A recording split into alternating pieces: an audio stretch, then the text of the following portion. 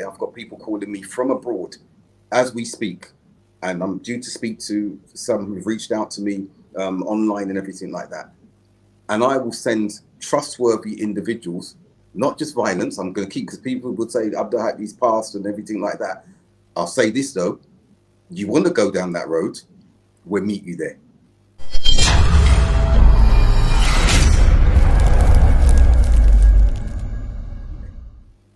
We'll meet you there.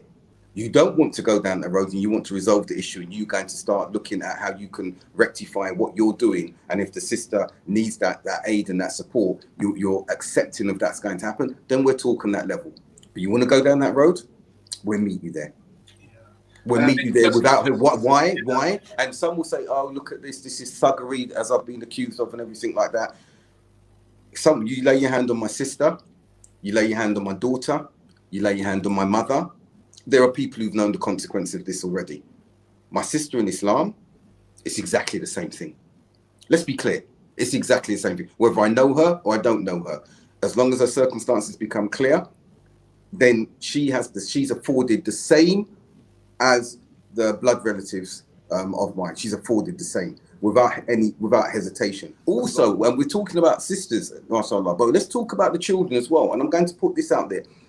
Mothers, if you know that a stepfather or a father is sexually abusing your child or stepchild, and you are doing nothing about it, shame on you.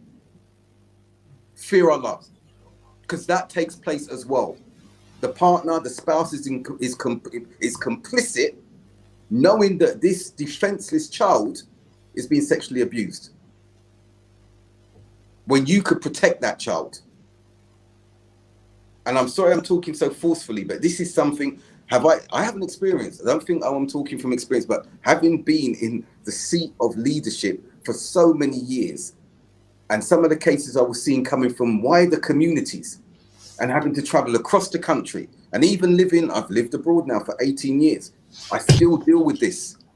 And then I ask myself, well, aren't there individuals in your own local community that will deal with this, that instead of you having to contact me 3,500 miles away and me calling upon my network in the UK? And the answer is no.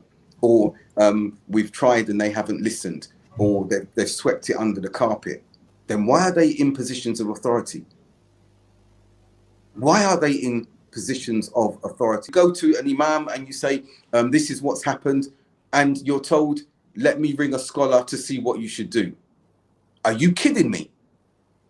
Are you kidding me? You're going to ring the Middle East or South Asia or Africa to find out what should be done, when you know that sexual assault and physical abuse has been meted out to a child or to a mother. And when that answer comes back in itself, like, no, don't go to the police because they're non-Muslims. Are you kidding me? The fact that you'd even, an imam or religious leader will even say, oh, let me ring a bell to see what should be done. That individual just said, hold on, I'm getting my coat on, calling the brothers. Where is he? Off we go. That should have been the response. Or alternatively, calling other sisters, come to the mosque, please, can you take this sister and her child? Can you put them in shelter? Keep them with you. We've got to take some steps. We've got to take some action. Or advising the sister, you need to go to the authorities with this immediately, and this case needs to be dealt with immediately. But not